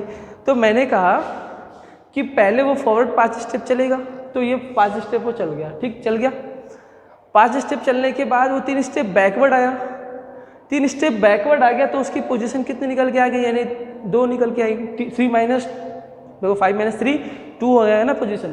तो अगली पोजीशन कितनी आ गई उसकी, 2 आ गई पोजीशन, समझो, ठीक है। यहाँ से कोई दिक्कत, देखो याद रखना ये आपका टाइम था, लेकिन टाइम तो सेम ही लगेगा। पहले में 5 सेकंड लगेगा, लगेगा ही लगेगा, है ना। दूसरे में फिर अब ये सोचोगे, गलती मत करना कि 2 मीटर तो 2 सेकंड, नहीं, क्योंकि 3 स्टेप आगे चल चुका है। तो 5 और 3 8, ठीक है, पहले 5 फिर 3 8, कोई दिक्कत इसमें, ठीक है। चलो फिर इसी तरीके से आगे बढ़ते जाएगा, है ना। फिर 5 स्टेप आगे चलेगा, देखो बेटा 5 स्टेप फॉरवर्ड, तो 2 स्टेप तक तो हम पहुंच चुके थे, पोजीशन 2 है अभी, पोजीशन 2 मीटर, 2 में 5 स्टेप फॉरवर्ड यानी 7 मीटर पहुंच चुका है। जब वो 7 पे पहुंचा तो टाइम कितना लग गया, देखो यहाँ से 8 था, 5 स्टेप फॉरवर्ड यानी 5 मीटर फॉरवर्ड, 5 मीटर फॉरवर्ड यानी 5 सेकेंड आगे लग गया, और तो 8 और 5 13 लग गया। इस तरीके से आप पोजीशन निकाल लोगे। और निकालो अभी आगे भाई, देखो ये 5 2 7, अब इसके बाद देखो 3 स्टेप बैकवर्ड ले रहा है, ये बैकवर्ड वाला है ना, तो 5 माइनस 2 3 हो गया, 5 माइनस 3 2, यहाँ 7 है, इसमें से 3 बैकवर्ड ले रहा है, 3 बैकवर्ड लोगे तो कितना बचेगा, 2 और 2 4 आ जाएगा, 7 माइनस 3 4 आया। लेकिन इस बार जो है आपका, देखो पहले 5 था, 5 और 3 8, 8 और 5 13, क्योंकि 5 स्टेप फॉरवर्ड फिर 3 स्टेप बैकवर्ड, यानी कि 13 और 3 स्टेप मतलब 3 सेकेंड यानी 16। टाइम को ऐड करते जाना है, देखो कुछ नहीं करना, मैं बता रहा हूँ, टाइम को क्या करना है, ऐड करते जाना है। 5 फॉरवर्ड 3 बैकवर्ड, यानी 5 3 ऐड करते जाओ अल्टरनेट, ठीक, इसमें सिर्फ ऐडिंग करना है, टोटल टाइम निकल जाएगा आपका।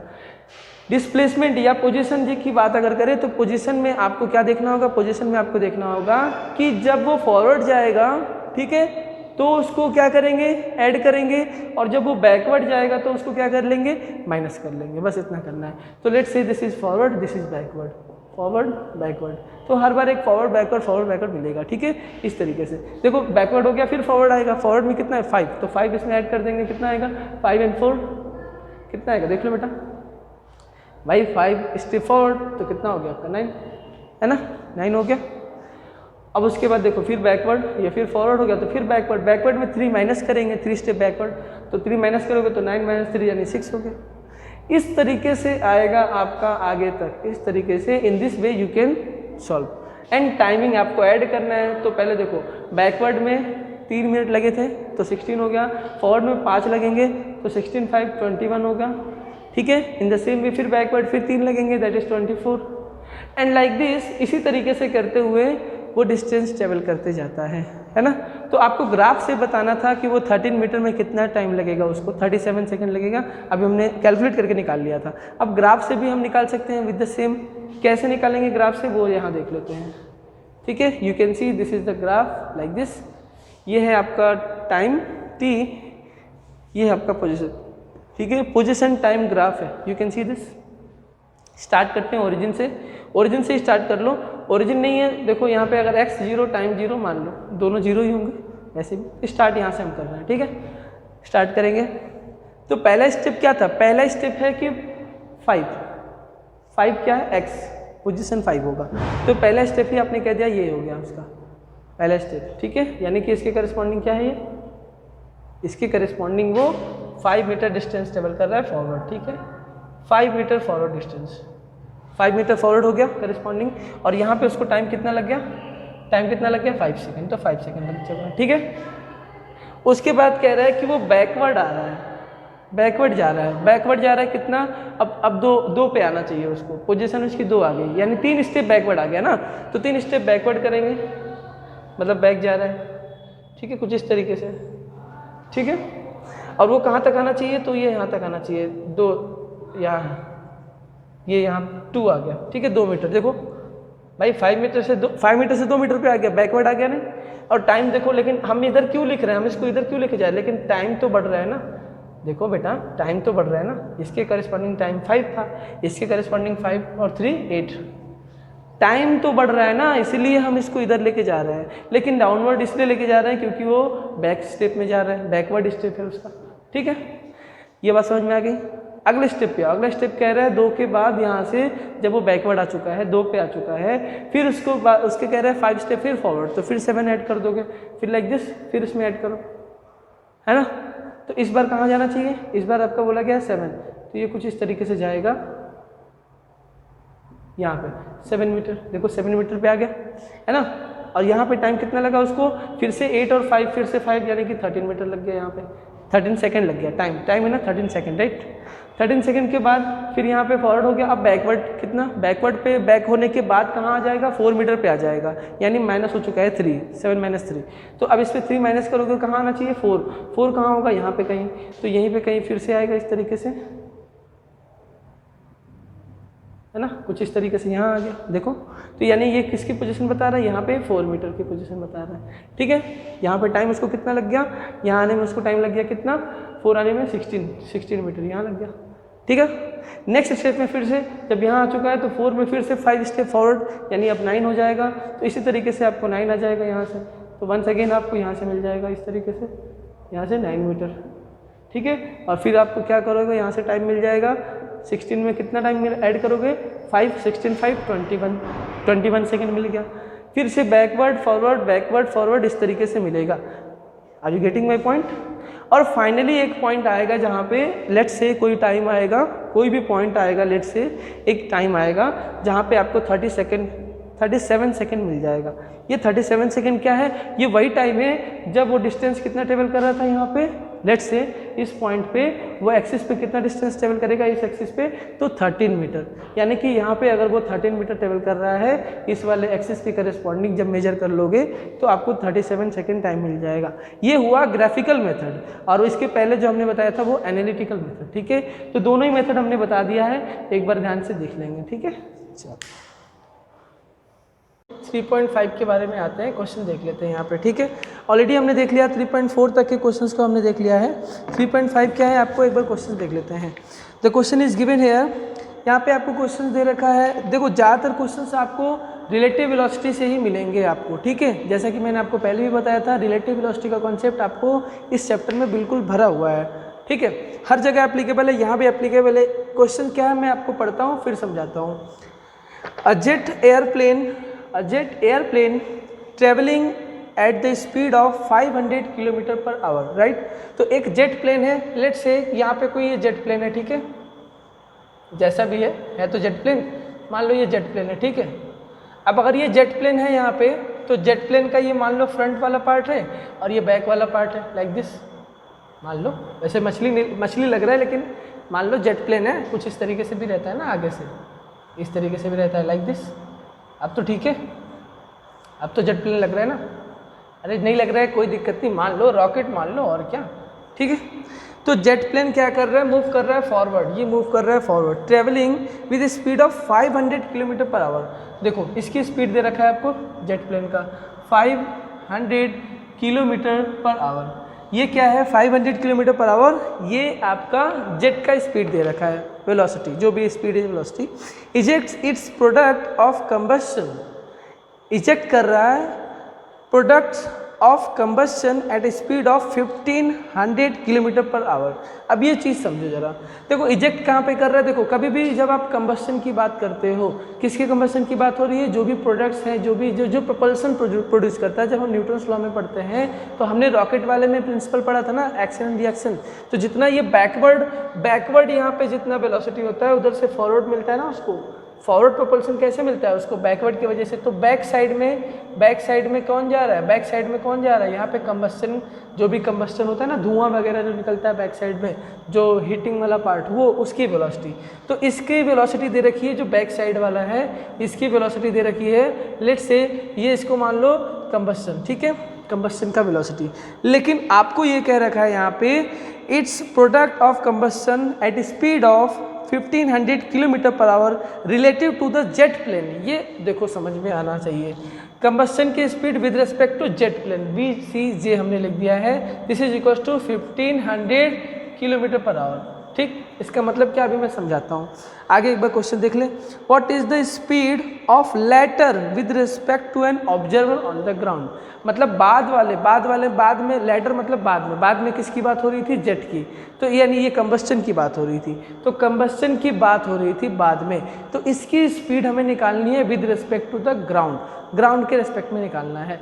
तो इसकी स्पीड निकालनी है, यानी कि वेलोसिटी ऑफ कंबस्टन निकालना है हमें, लेटर मतलब बाद वाला, तो यही था with respect to the ground, ठीक है, ग्राउंड के रेस्पेक्ट में।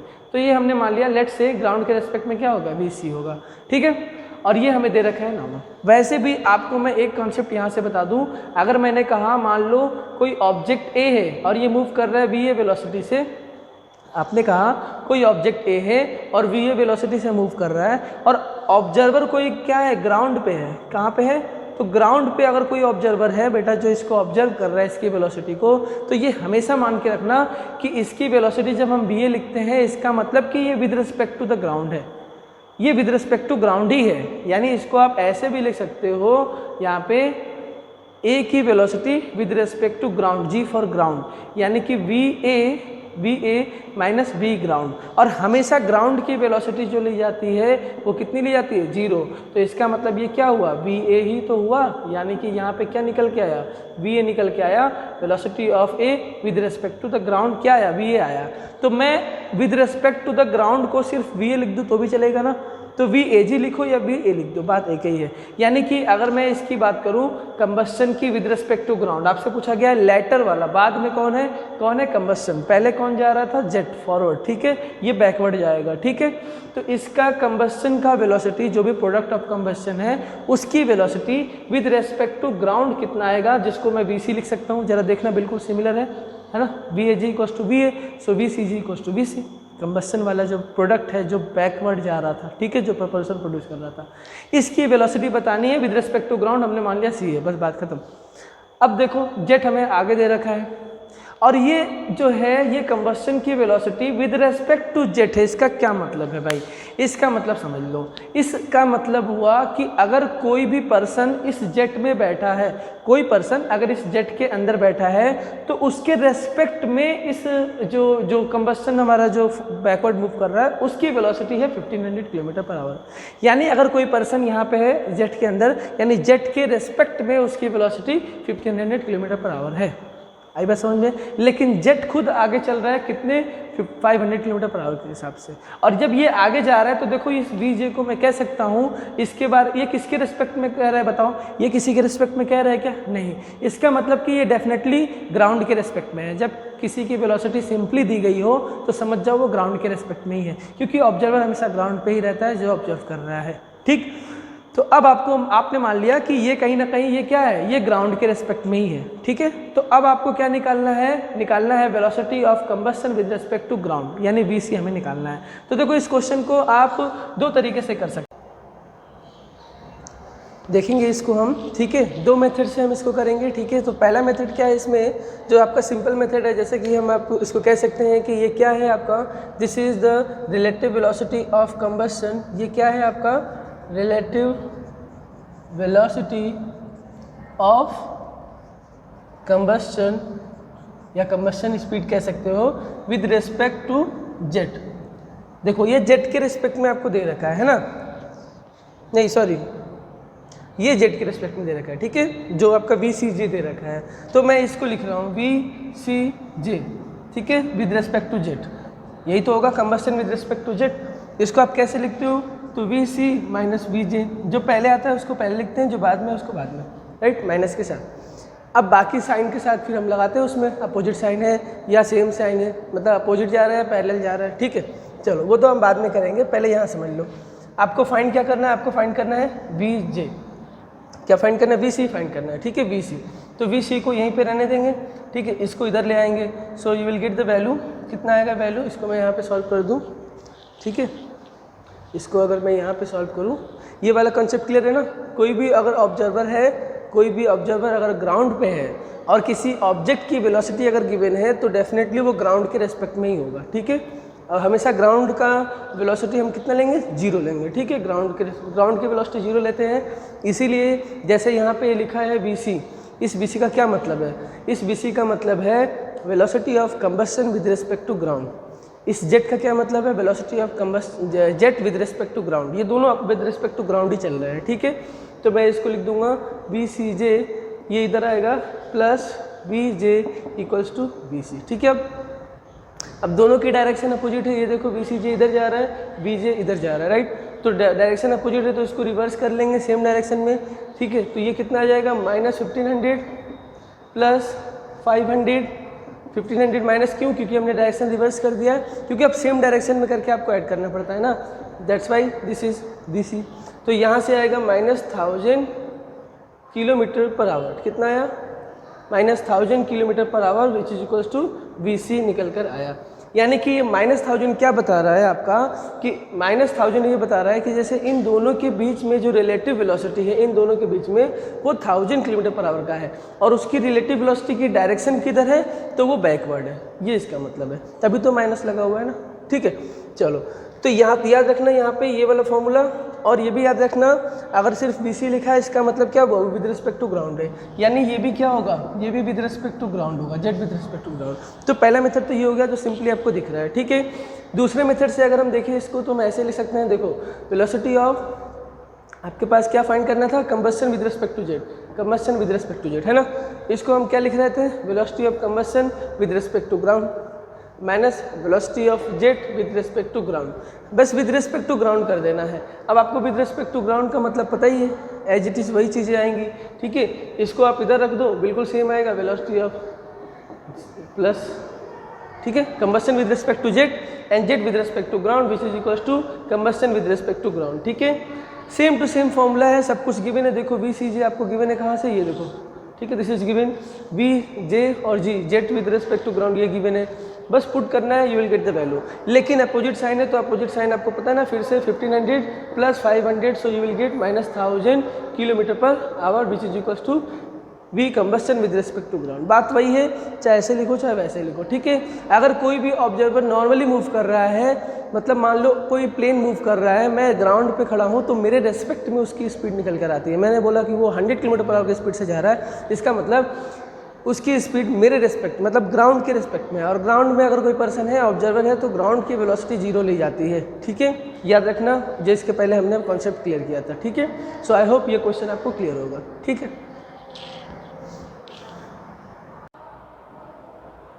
ओके, नेक्स्ट क्वेश्चन की तरफ आते हैं। आपके जो NCERT का नेक्स्ट क्वेश्चन है दैट इज़ 3.6, ठीक है, एक्सरसाइज क्वेश्चन 3.6। इस क्वेश्चन में देखो आपसे कुछ कह रखा है, यहाँ पे क्वेश्चन में कह रखा है बेटा, ठीक है, पढ़ेंगे क्वेश्चन को। A car moving along a straight highway, ठीक है, with speed of 126 kilometre per hour, ठीक है। चलो, तो एक आपको कार दे रखा है और ये कह रखा है कि वो कार एक स्ट्रेट हाईवे पे मूव कर रहा है with speed of 126 kilometre per hour, ठीक है, दे रखा है जो हम लिख रहे हैं यहाँ पे।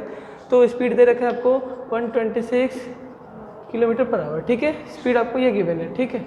चलो, आगे आपसे कहा गया है यहाँ पे is brought to a stop within a distance of 200 metre, यानी ये जो गाड़ी चल रही थी, ये कार जो आपका चल रहा है यहाँ से, ये यहाँ से चलना शुरू कर रहा है लेट से, और वो यहाँ पे जाके वापस B पे क्या हो जा रहा है, स्टॉप हो जा रहा है। कितने मीटर बाद, 200 मीटर बाद, यानी यहाँ से चलना शुरू कर रहा है लेट से विथ वेलोसिटी जो भी है u, इसको हम क्या लिख सकते हैं, ये इसका u है, initial velocity is given and b पे जाके रुक जाएगा, यानी फाइनल वेलोसिटी इज 0, ठीक है। ये आपको कह रखा है स्ट्रेट मोशन इस तरीके से जा रहा है।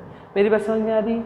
तो कहीं ना कहीं ये क्वेश्चन रिटार्डेशन का है, यानी यहाँ पे बॉडी क्या हो रही है, स्टॉपिंग डिस्टेंस दे रखा है आपको, this is the stopping distance, this is d given, ठीक है। नेक्स्ट क्वेश्चन आगे देखते हैं, नेक्स्ट लाइन पे देखते हैं आगे। What is the retardation of the car, आपसे पूछा गया है रिटार्डेशन यानी कि नेगेटिव एक्सेलरेशन पूछा गया है। क्या पूछा गया है आपसे? Retardation of the car. ठीक है। नेक्स्ट क्वेश्चन देखिए, आपसे कहा गया है what is the retardation of the car and how long does it take for car to the stop. कितना टाइम लगेगा to stop it, time taken to stop, time taken to stop, कितना time लगेगा? Let's say the time is T. चलो सारी कहानी समझ में आ गई, क्वेश्चन भी आपको समझ में आ गया होगा। आई होप इसमें कोई दिक्कत नहीं होगी। ठीक है, बहुत ही सिंपल क्वेश्चन है, स्ट्रेट लाइन का क्वेश्चन है। देखो क्या है, एक ऑब्जेक्ट है या एक कार है, ठीक है, वो पॉइंट ए पे है, ठीक है, वो इनिशियल वेलोसिटी u 126 km/h की स्पीड से निकल रही वहाँ से और काफ़ी स्पीड में आ रही, जो भी है 126 km/h बहुत ज़्यादा होता है। अब सडन उसने ब्रेक अप्लाई किया, बट ब्रेक अप्लाई करने के बाद इंस्टेंटली तो रुक नहीं जाएगा, इट टेक्स सम टाइम या इट कवर सम डिस्टेंस। तो उसमें लिखा हुआ कि इसने ए से बी तक आते आते, मतलब जब रुकने से पहले वो 200 मीटर डिस्टेंस ट्रेवल कर चुका। ठीक है, यहाँ आके रुक गया, यानी फाइनल वेलोसिटी इज 0। देन आपको बताना है उसका रिटार्डेशन क्या होगा, negative acceleration and time taken by the car to stop it. ठीक है, जब कार ए से बी तक जाएगा, ए पे आपने ब्रेक अप्लाई किया, बी पे आते आते वो रुक गया, 200 मीटर डिस्टेंस ट्रेवल कर रखा है उसने। ठीक है, तो आपको बताना है कि नेगेटिव एक्सीलरेशन क्या होगा। देखेंगे सबसे पहले क्वेश्चन को कैसे सॉल्व करेंगे।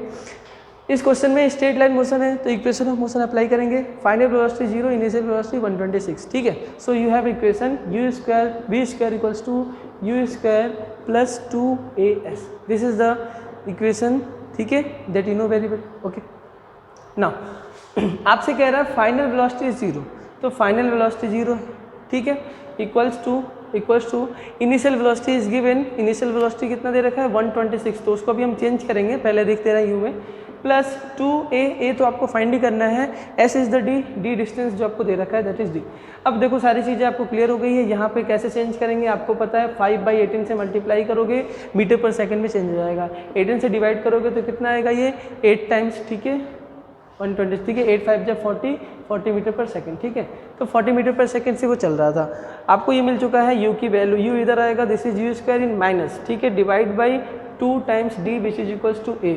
आपको बस वैल्यू पुट करना है, -40 square divide by 2 times d equals to 200 metre, it is already given. ठीक है, हम एक सिंपल यूनिट में कन्वर्जन कर रहे हैं। सो this is the negative acceleration a।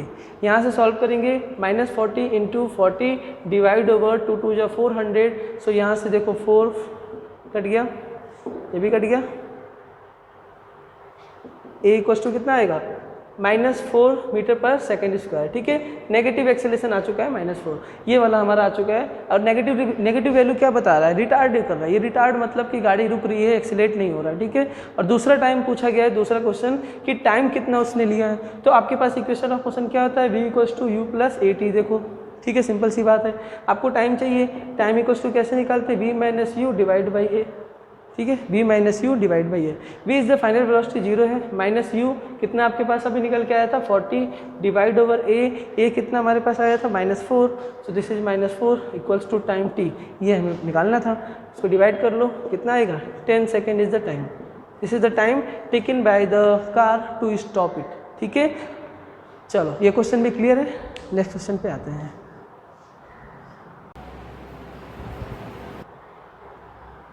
Okay, तो यहाँ पे बेटा एक छोटा सा डाउट हो गया था, मतलब थोड़ा सा मिस्टेक हो गया था एक्चुअली में, वो जल्दी में।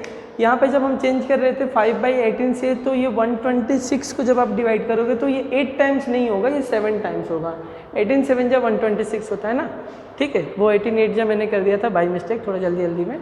सो दिस विल बी 7 5 जब 35। सो यहीं से थोड़ा सा चेंजेज आ जाएगा, ये 35 होगा, 35 मीटर पर सेकेंड। ठीक है, और उसके बाद चेंजेस कहाँ पे आएंगे? यहाँ पे आएगा, this will be 35 metre per second square, 35। ठीक है, चेंजेस कहाँ आएंगे मैं वो बता रहा हूँ। तो 35, ये भी 35 हो जाएगा। तो आपको सिर्फ ये वाला जो पॉइंट है, ये वाला पॉइंट चेंज हो जाएगा। ठीक है, ये वाला पॉइंट चेंज हो जाएगा। So this will be -35 into 35 over 2 times है ना, तो इसको तो 400 ही लिख दो, कोई दिक्कत नहीं है। यहाँ से देखो 5 7 जा 5 8 जा, ठीक है, फिर यहाँ से 5 16 जा 5 7 जा, दिस इज इक्वल्स टू ए। आएगा कि नहीं आएगा? इसको सॉल्व करोगे तो कितना आएगा आंसर? यू कैन फाइंड 7 7 जा -49 डिवाइड ओवर 16 इक्वल्स टू ए। ठीक है, तो ये ए से डिवाइड करोगे, ये अप्रॉक्सीमेट -16 3 जा 48 होता है, तो अप्रॉक्सीमेट 3 पॉइंट समथिंग आएगा ये ए।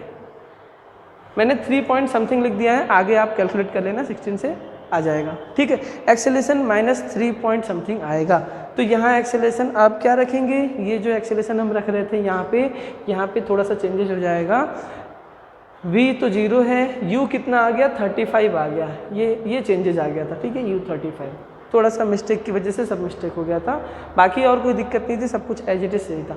कैलकुलेशन में ये a कितना था? a को हमने लिया है 3 पॉइंट समथिंग आएगा। वैसे कितना आएगा देखता हूँ ज़रा, 3.0 आ जाना है, 110 पॉइंट लगेगा, 10 होगा, 100 होगा,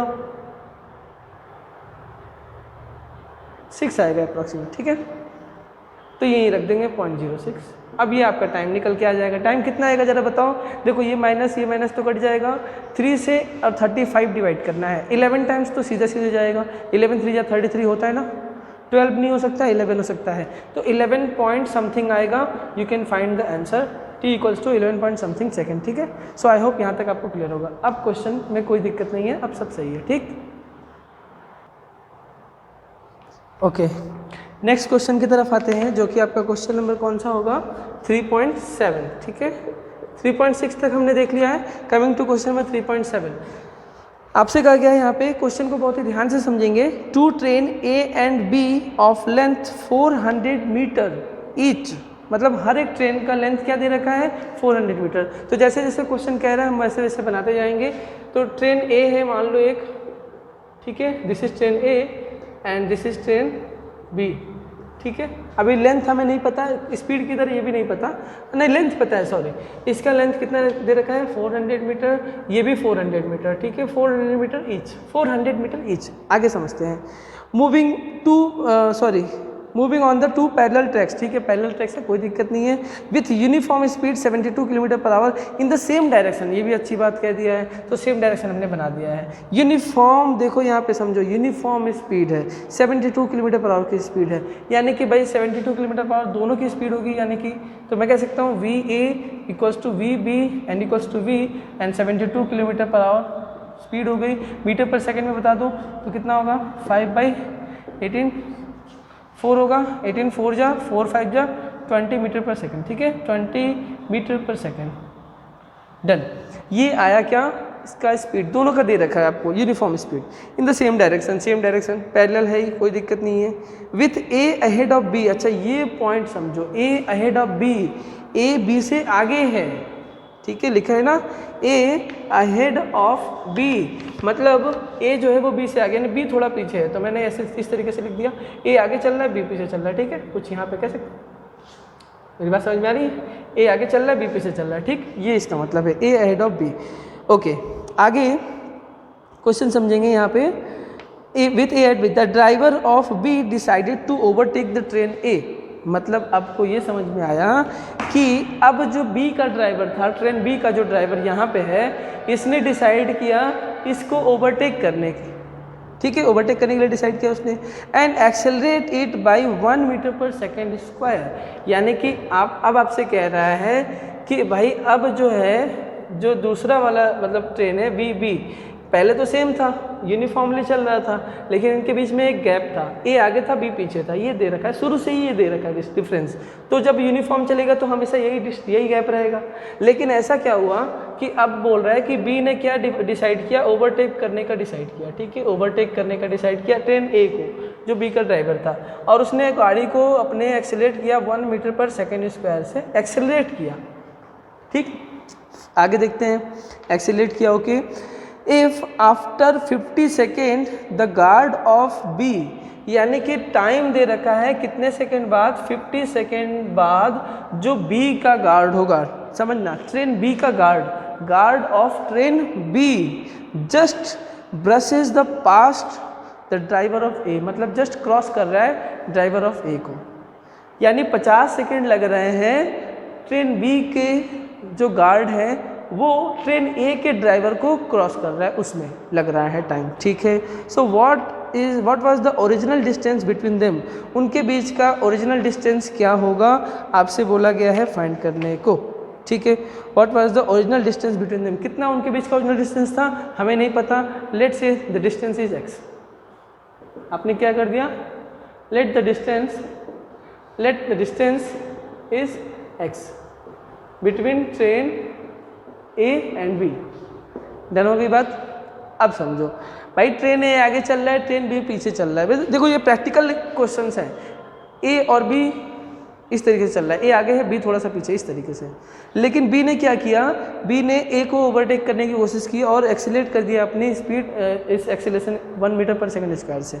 जब स्पीड उसकी बढ़ गई यानी कि, और जब वो ओवरटेक करेगा तो ऐसा नहीं है कि ट्रेन ओवरटेक कर रहा है तो ट्रेन का ड्राइवर सिर्फ क्रॉस कर जाए, नहीं, ट्रेन का ड्राइवर के साथ साथ ट्रेन का गार्ड जो है वो भी ट्रेन ए के ड्राइवर को क्रॉस कर रहा है, मतलब एकदम पूरा ट्रेन का लेंथ जो है ना वो भी ट्रेवल हो रहा है। इसका मतलब यानी आपको सिंपल सी बात समझ में आ जाती होगी, इतनी सी बात कि ट्रेन जब डिस्टेंस ट्रेवल कर रहा था, क्रॉस कर रहा था, इसको ओवरटेक कर रहा था, तो इस पर्टिकुलर पॉइंट पे इस ट्रेन की टोटल लेंथ भी तो कवर हो रही होगी ना।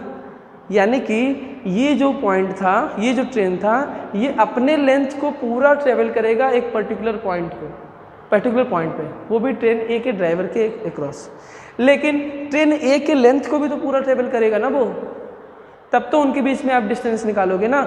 यानी आपको ये याद रखना होगा, इन दोनों के बीच, इन दोनों का जो लेंथ है ना ट्रेन का, ये बता एक्स्ट्रा में चल रहा है, उनका लेंथ एक्स्ट्रा चल रहा है, ये मतलब इतना आपको माइनस करना पड़ेगा उनके लेंथ में एक्चुअल डिस्टेंस निकालने के लिए, ठीक है। क्योंकि ये दोनों लेंथ तो वो वैसे भी ट्रेवल कर रहे हैं, अपने लेंथ खुद ट्रेवल कर रहे हैं, ये उनकी खुद की लेंथ है, तो ये तो उनके बीच की डिस्टेंस हुई नहीं। उनके बीच का जो एक्चुअल डिस्टेंस होगा वो आप फाइंड करोगे कैसे, टोटल डिस्टेंस पहले निकाल लेते हैं कितना उसने ट्रेवल किया, और टोटल डिस्टेंस निकाल कर ऐसा करते हैं कि ट्रेन के लेंथ से माइनस कर देंगे तो एक्चुअल डिस्टेंस आ जाएगा। टोटल डिस्टेंस कैसे निकालें, हमने मान लिया x है इनके बीच का डिस्टेंस, ठीक है। तो कैसे निकालेंगे, फॉर्मूला आपके पास क्या क्या है, जल्दी से सोचो क्या क्या चीज़ें गिवन है, जो चीज़ें गिवन है वो अप्लाई करो। देखो क्या क्या गिवन है भाई, वेलोसिटी गिवन है इतना, देखो दोनों का चल रहा है वेलोसिटी, एक्सेलरेशन गिवन है, देखो एक्सेलरेशन गिवन है, टाइम गिवन है, कोई दिक्कत है, एक्सेलरेशन गिवन है, टाइम गिवन है, वेलोसिटी गिवन है, काफ़ी चीज़ें गिवन है, ठीक है। तो ऐसा करते हैं, इनिशियली हम ये मान लेते हैं कि भाई इनिशियल वेलोसिटी इसका 0 है, इनिशियल वेलोसिटी क्या मान लेते हैं 0, क्यों, क्योंकि हमने मान लिया है भाई ये एक्सेलरेट हो रहा है ना, तो एक्सेलरेट जब हो रहा होगा तो दोनों ऑब्जेक्ट में से, दोनों ऑब्जेक्ट का जो मतलब रिलेटिव वेलोसिटी आएगा वो तो 0 ही आएगा ना। दो ऑब्जेक्ट जब एक दूसरे के रेस्पेक्ट में बात करते हो, इनिशियली दोनों सेम वेलोसिटी से जा रहे थे, देखा ना, यूनिफॉर्म वेलोसिटी से जा रहे थे, तो दोनों के बीच रिलेटिव वेलोसिटी तो 0 आएगा ना यूनिफॉर्मली इनिशियली, तो हम उसको 0 मान लेंगे। तो हम टोटल डिस्टेंस निकाल लेंगे, x इक्वल्स टू, आपके पास फॉर्मूला क्या होता है, ut plus half at², formula ये समझना, ठीक है। तो देखो ये हम 0 निकाल लेंगे, इनिशियल वेलोसिटी 0, या फिर रिलेटिव इनिशियली कुछ इनके बीच में जो इनिशियल रिलेटिव वेलोसिटी होगा वो क्या होगा 0 होगा। तो मैं ये कह सकता हूँ इनिशियल वेलोसिटी इसलिए 0 होगा। x आपको निकालना ही था 1/2 आपने, ठीक है, acceleration 1 metre per second square से हो रहा है, और time is given by 50 second ले रहा है ना, देखो time is taken by the train to cross it 50 second, यानी 50 सेकेंड में वो टोटल क्रॉस कर रहा है। मेरी बात समझ में आ गई, ठीक है। यहाँ पे याद रखना ये वाला वेलोसिटी 0 क्यों है, तो चाहो तो आप लिख देना ब्रैकेट में, u is the initial relative velocity, ऐसे कह सकते हो, इनिशियल रिलेटिव वेलोसिटी, ठीक है। और इनिशियल रिलेटिव वेलोसिटी क्या होता है बेटा, va माइनस वी कर लो या bb माइनस va, होना तो 0 ही है ना, क्योंकि इनिशियली तो बेटा तुम ही बताओ, इनिशियली दोनों सेम है ना, ये देखो सेम है, तो इनिशियली तो कोई रिलेटिव वेलोसिटी नहीं होगा, इसलिए इनिशियली 0 हो गया, ठीक है। x हमें फाइनल मिल जाएगा 1/2 हाफ, मतलब जो भी है हाफ at² लगा के आप फाइंड कर सकते हो, ठीक है। तो बहुत ही सिंपल क्वेश्चन है, आपको उसके लिए पैनिक नहीं होना है कि सर ये वेलोसिटी दे रखा है तो उसका क्या करें, कुछ नहीं करेंगे, हमारा इतने में काम हो जाएगा। डिस्टेंस ट्रेवल निकल आया इतने टाइम में, कितना आया बताओ, 1/2 × 5² 2500, ठीक है। तो डिवाइड करो कितना आएगा 1250 मीटर, x कितना आया 1250 मीटर आया। ये क्या आया, this is the total length covered by the train B, this is the total length covered by the train B, कितने टाइम में 50 सेकेंड में, ठीक है। अब आपसे पूछा गया है एक्चुअल डिस्टेंस, उनके बीच का एक्चुअल डिस्टेंस पूछा गया है। तो एक्चुअल डिस्टेंस आप कैसे निकालोगे भाई, ये बताओ। मैंने अभी भी बताया टोटल लेंथ उसने जितना भी डिस्टेंस ट्रेवल किया होगा ठीक है, लेकिन उस डिस्टेंस में दो चीज़ें और होंगी। कौन कौन सी चीज़ें होंगी? एक इसका खुद का लेंथ होगा और एक इस ट्रेन का भी लेंथ होगा जो वो ट्रेवल कर रहा होगा। तो उनके बीच में जब गैप निकालोगे डिस्टेंस, एक्चुअल डिस्टेंस, तो उनको माइनस कर दोगे। 2L कर दो माइनस, 2 टाइम्स L माइनस कर दिया, यानी कि x कितना है 1250 और 2 टाइम्स L कितना हो जाएगा 4 2 जा 800, जो 800 माइनस कर लो कितना आएगा, तो यहाँ से हो जाएगा 0, यहाँ से 5, 450 कितना आया 450, और ये किस में आएगा मीटर में। तो 450 metre is the actual distance between the, क्या कह सकते हो, between the trains. This is the actual distance between the train A and B। So I hope ये वाला भी आपको क्लियर होगा क्वेश्चन, ठीक है, देख लो एक बार।